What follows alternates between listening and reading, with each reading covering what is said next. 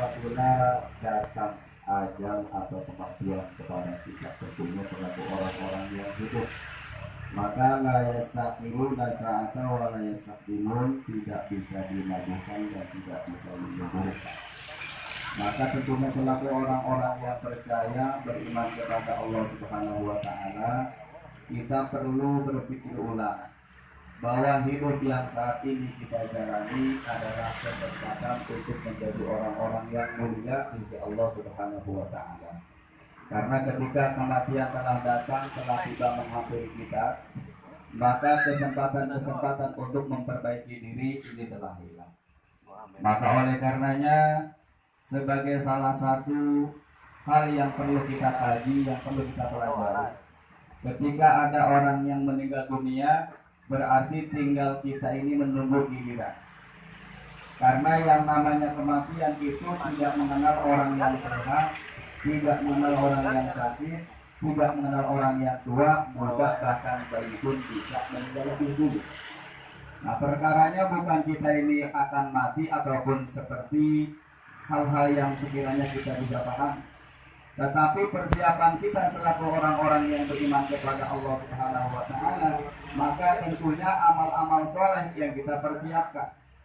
Maka salah satu di antara pesan Rasul kepada kita adalah perbanyaklah mengingat perkara kematian. Dengan cara apa?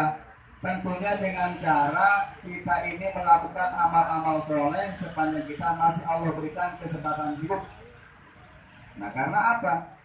Karena ketika nanti kita telah meninggal dunia, saat sekarang itu akan mendatang di kita, maka Allah akan buka pintu langit yang saat ini belum bisa kita lihat, nanti akan diperlihatkan di mana tempat kita akan kembali, surga ataukah neraka. Harapan kita yang saat ini beriman kepada Allah dan selalu beribadah kepada Allah adalah bahagia dunia dan juga bahagia akhirat.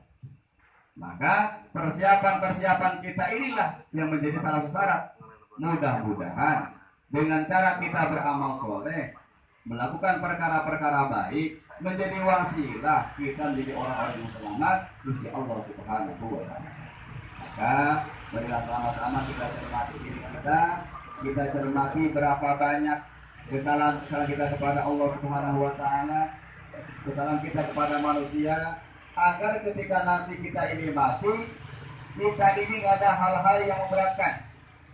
Karena nanti akan terjadi ketika orang itu meninggal dunia, banyak fenomena yang dialaminya, cuman kagak cerita. Bagaimana mau cerita kalau juga dia sedang sulit menghadapi sakaratul maut.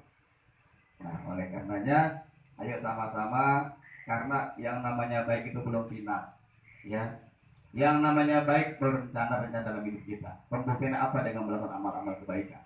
Saya dan para jamaah belum disebut dikatakan baik ketika nanti ujung kematian kita berakhir dengan kebaikan.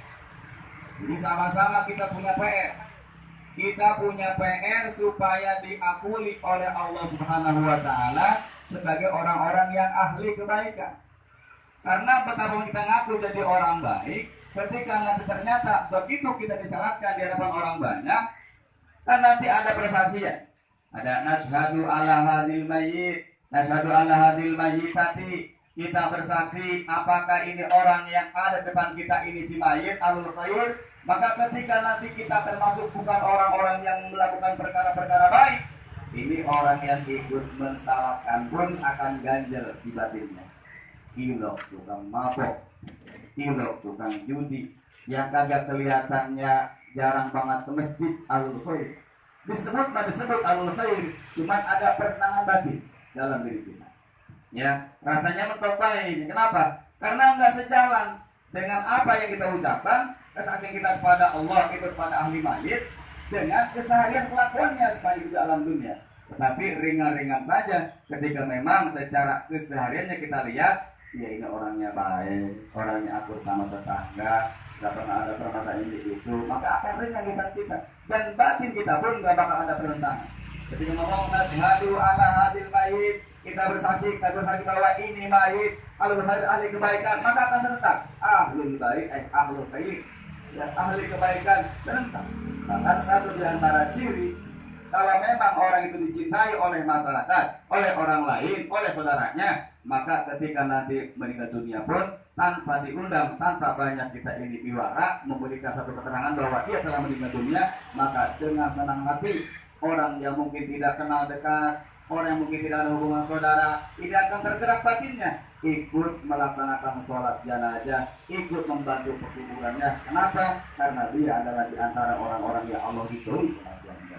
Jangan sampai kita beriman ketika nanti mati berkata, ya qulu ya rabbi tuli hayati, ya Allah berikanlah saya kesempatan hidup yang kedua kalinya. Kenapa? Karena dulu waktu kehidupan yang pertama, kesempatan di dalam dunia, saya kurang banget amal-amal solehnya. Dia pengen sedekah, dia pengen sholat bareng-bareng sama jamaah, dia pengen memperbaiki dirinya, pengen bertobat kepada Allah, tetapi tidak ada kesempatan yang kedua ketika sakaratul maut sudah mendatangi seorang hamba. Maka sering terjadi sama-sama kita mewaspi pembuktian kita kepada Allah bahwa kita adalah hamba-hambanya yang taat, dengan harapan hidup di alam dunia penuh dengan kebahagiaan, kembali kepada Allah hidup dengan penuh kebahagiaan. Karena kita minta Rabbana atina fid dunya hasanah wa fil akhirati hasanah wa qina azabannar. Kita minta kepada Allah kebaikan di alam dunia, kita minta kepada kebaikan di alam akhirat, dan kita pun minta kepada Allah dijauhkan daripada fitnah, daripada api neraka. Semoga